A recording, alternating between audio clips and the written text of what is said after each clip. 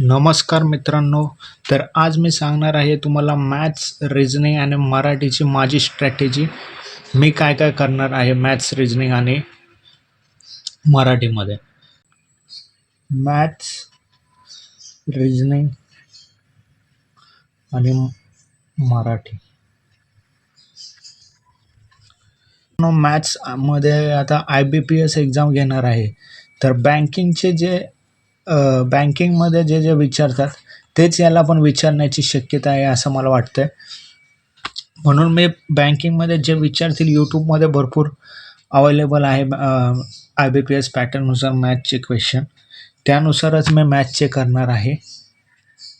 त्याच्यामध्ये number series, data interpretation वगैरे, पण एकदम बेसिक लेवलचे करा मित्रांनो, कारण इथे मला वाटते बँकिंगचे थोडेसे टफ असतील, पण इथे थोडेसे इझी विचारण्याची शक्यता आहे. रिझनिंगचं पण तसंच आहे मित्रांनो. रिझनिंगमध्ये पझल, सिलॉग्स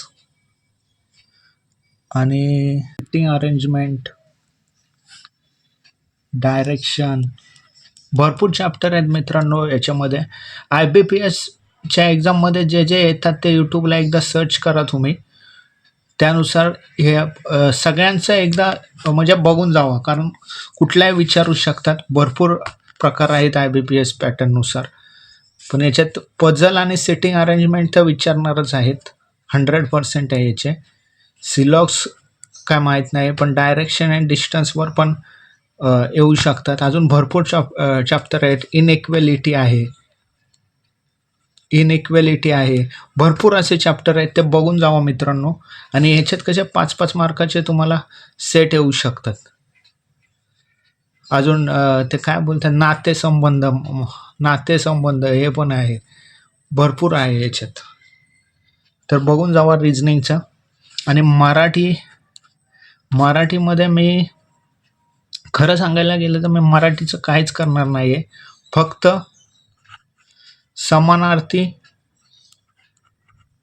समानार्थी आणि विरुद्धार्थी शब्द बघणार आहे.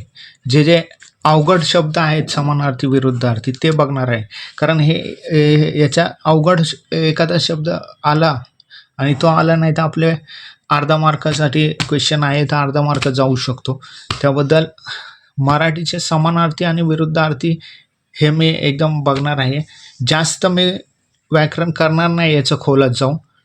आता काय विचारतील माहीत नाही, पण जास्त करणार नाही, कारण अर्ध्या मार्काला क्वेश्चन आहे आणि इझी विचारण्याची मला तर शक्यता वाटते मराठी. आणि मॅथ्स आणि रिझनिंग तर IBPS पॅटर्ननुसार विचारणार आहेत. तर त्यानुसार माझी स्ट्रॅटेजी तर तीच आहे की बाबा IBPS पॅटर्ननुसार मॅथ्स आणि रिझनिंग करणार आहे मी. म्हणजे भरपूर टॉपिक आहेत, मी हे तुम्हाला जेवढे टॉपिक दिले नाही त्याच्या व्यतिरिक्त अजून भरपूर टॉपिक आहेत रिझनिंगमध्ये, मॅथ्समध्ये. आणि मराठीचा तर मी फक्त समानार्थी विरुद्धार्थी शब्द बघणार आहे आणि वरचं व्याकरण बघेल फक्त, कारण डीपमध्ये याच्यात मी जाणारच नाही मराठीमध्ये. त्याबद्दल मराठी जास्त डीपमध्ये नाही करणार आहे आणि मॅथ्स आणि रिझनिंग IBPS पॅटर्ननुसार करणार आहे. तर मित्रांनो, अभ्यास करत राहा, एक्झाम डेट कधी पण येऊ शकते. तर हा माझा आता अजून एक याच्यानंतर मी व्हिडिओ बनवेल, तो कॉम्पिटिशनवर असेल. किती कॉम्पिटिशन आहे, 35,000 फॉर्म भरलेत अशी माहिती आहे. तर याबद्दल एक व्हिडिओ मी बनवेल आणि तो माझा शेवटचा व्हिडिओ राहील, आणि त्याच्यानंतर डायरेक्ट एक्झाम नंतरच व्हिडिओ करेल. मध्ये काही अपडेट आली तर शॉर्टमध्ये टाकेल. आता अभ्यास करत राहा मित्रांनो, एक्झाम कधी पण येऊ शकते.